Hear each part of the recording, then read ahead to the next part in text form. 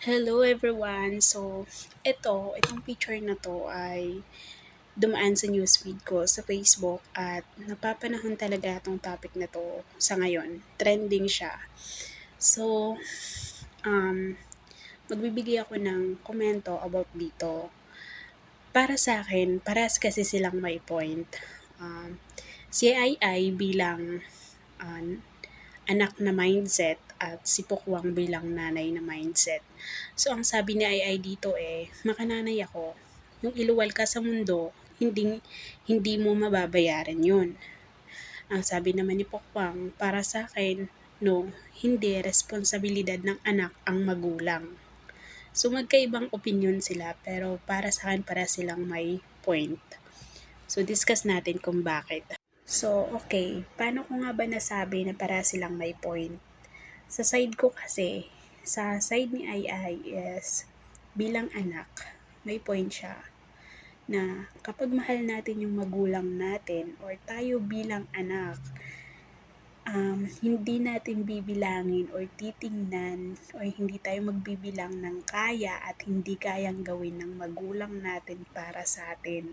Sa kabila ng mga hindi magagandang nangyari or mga hindi magagandang nagawa nila, pagkakamali nila bilang magulang para sa atin ng mga anak nila, hindi rason yun para bastusin natin sila, hindi rason yun para hindi natin sila irespeto bilang magulang, at hindi rason yun para hindi tayo magkaroon ng malasakit sa kanila. Kasi alam niyo yun, bilang anak, hindi dapat tayo nagbibilang ng kung ano yung kaya nila at hindi nila kayang gawin sa atin kasi walang perpektong magulang. Walang perpektong tao. Okay? So, kung may pagkakamali man sila, kung may pagkukulang man sila bilang magulang, bilang tao, alam mo yun, nasa atin yun kung paano natin ibabalik sa kanila yung malasakit na nagawa nila para sa atin. Hindi na sa tawag na utang na loob. No, hindi sa ganun yun. It's love. Kasi sa lahat ng pagkakataon, hindi man naging maganda yung pakikitungo ng magulang natin sa atin or sa inyo kung meron man, hindi talaga dapat tayo nagtatanim ng sama ng loob sa mga magulang natin. Maaari tayong magtampo, pero magtanim ng sama ng loob, I think hindi talaga kailangan or hindi talaga dapat. Kasi hindi natin hiniling na sila yung maging magulang natin. Hindi rin tayo hiniling na tayo yung maging anak nila. Maring humiling sila ng anak pero hindi naman nila pinagdasal na ito mismo yung gusto kong maging anak or ganito mismo. Sa kahit na anong kahilingan nila na dapat ganun yung maging anak nila, hindi pa rin 100% yun yung ibibigay sa kanila. Okay?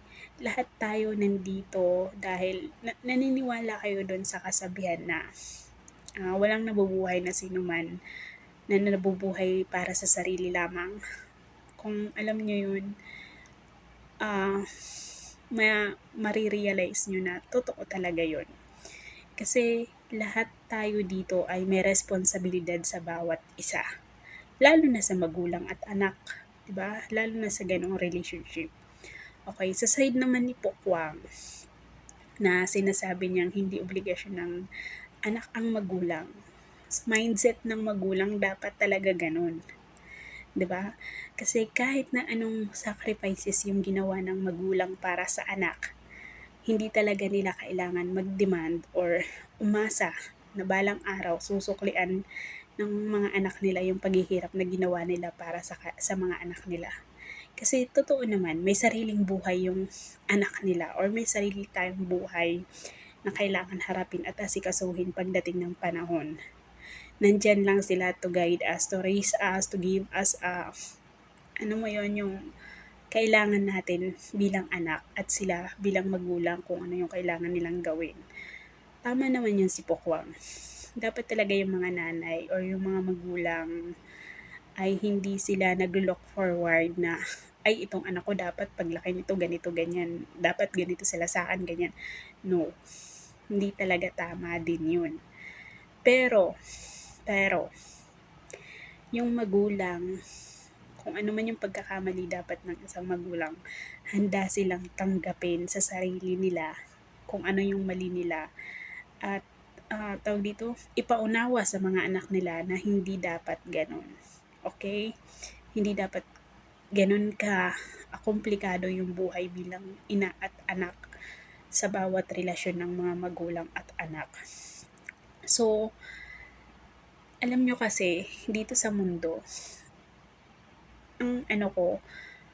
ang sarili kong perspective about dito is, lahat ng klase ng relationship na mayroon dito sa mundo is vice versa ang treatment dapat.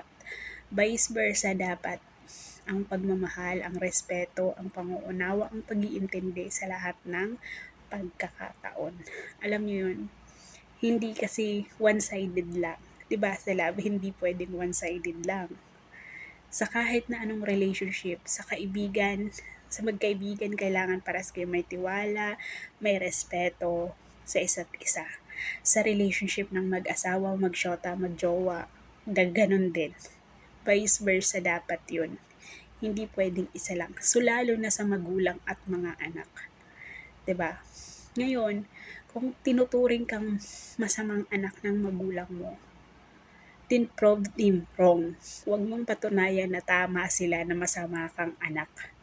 Pakita mo sa kanila na mabuti kang anak sa kabila ng masama nilang tingin sa'yo. Later on, marirealize nila. Pakita mo sa kanila yung mga kaya mong gawin bilang anak para sa kanila. Kung ano man yung hindi nakakita ng magulang mo sa'yo bilang anak, pakita mo sa kanila at kahit hindi nila makita yun, at least alam mo sa sarili mo, ginawa mo yung part mo bilang anak sa mundong to. At sa magulang naman, once na yung anak nyo tingin nyo alam nyo nang hindi ganun, hindi pabor sa inyo kung ano man yung mga nangyayari sa kanya, huwag nyong i-tolerate or alam nyo yun, you have rights bilang magulang para kahit papano i-guide sila, ipaunawa sa kanila. Hindi masama sa magulang ang magpakumbaba para sa anak. Alam niyo yun. Kasi minsan may mga magulang din na porket magulang sila, akala nila sila na lang lagi yung tama. Akala nila sila dapat yung masunod dahil sila yung magulang. Pero hindi ganun eh. Kasi kahit anak mo lang yan, bilang magulang, may mga pagkakataon na may point din yung mga sinasabi nila kung marunong lang tayong makinig.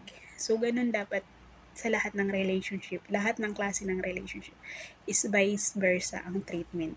Hindi pwedeng isa lang. Isa lang yung may respeto, isa lang yung umiintindi, isa lang yung umuunawa, isa lang yung nagmamahal. Hindi. Hindi valid yun. So, dapat ganun din. Parehas kayo, magtulungan kayo to work together. 'Di ba? Sa love, sa relationship, sa magkaibigan, 'di ba ganun? Kapag yung isa nasira yung tiwala, may sense pa ba yung pagkakaibigan? 'Di ba wala na? Sa family, kahit family mo yan, sabi nga nila, family is thicker than water. So, hindi porket pamilya mo, intindihin ka na at unawain ka na nang wala ka namang ginagawa para maunawaan ka at maintindihan ka. So, yun lang naman. Since, na nga din, sobrang napapanahon ng topic na to at sa panahon ngayon bilang sa mga relasyon ng mga magulang at mga anak, napaka-sensitibong usapin din to. At may sense na bawat anak ay may masasabi about dito at bawat magulang may masasabi about dito. 'Di ba? So, yun lang sa akin. Good vibes and God bless everyone. Spread love and kindness. Pero wag sa mga taong kailangan i-call out paminsan-minsan. Okay? Yun lang. Bye-bye.